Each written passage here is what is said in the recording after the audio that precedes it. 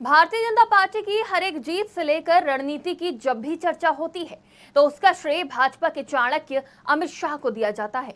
पर क्या आप देश में फिर से कांग्रेस को जीवंत करने वाले कांग्रेस के चाणक्य को जानते हैं, जिसे माना जाता है कि कांग्रेस का यही चाणक्य हरियाणा चुनाव में अपनी रणनीति से कांग्रेस की नैया पार लगा सकता है, जो भाजपा को एक बड़ी चोट भी पहुंचा सकता है।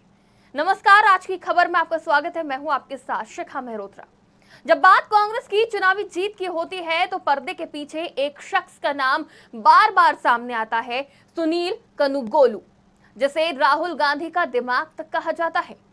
दक्षिण भारतीय राज्य कर्नाटक से ताल्लुक रखने वाले सुनील ने अपनी रणनीतिक सूझबूझ से राजनीति में एक खास मुकाम हासिल किया है।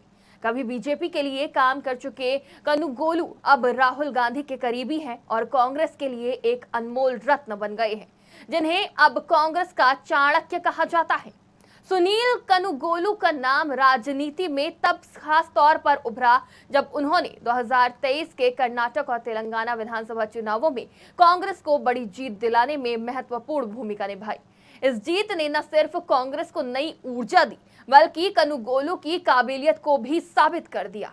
खास बात यह है कि उन्होंने पार्टी के सबसे बड़े नेता राहुल गांधी के साथ मिलकर भारत जोड़ो यात्रा की रणनीति बनाई, जिसने राहुल गांधी की छवि को और मजबूती दी। कभी प्रशांत किशोर की टीम का हिस्सा रहे कनुगोलू ने अब खुद को अलग पहचान दी है। 2014 में नरेंद्र मोदी को प्रधानमंत्री बनाने में उनका अहम योगदान रहा था, लेकिन अब वो बीजेपी के सबसे बड़े विरोधी रणनीतिकार बन गए हैं। उनकी राजनीतिक रणनीतियों ने कांग्रेस को उस समय संजीवनी दी जब पार्टी कई राज्यों में लगातार हार का सामना कर रही थी।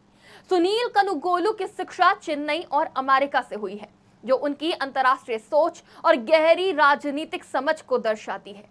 उनके नेतृत्व और रणनीतिक कौशल की बदौलत कांग्रेस न केवल राज्यों में वापसी कर रही है, बल्कि एक नई ऊर्जा के साथ राष्ट्रीय राजनीति में फिर से पैर जमा रही है। ऐसे में ये कहना गलत नहीं होगा कि सुनील कनुगोलू ही वो चाणक्य है जो राहुल गांधी के लिए सफलता की राह तय कर रहे हैं। फिलहाल के लिए इतना ही। देश और दुनिया की तमाम खबरों के लिए देखते रहिए आज की खबर।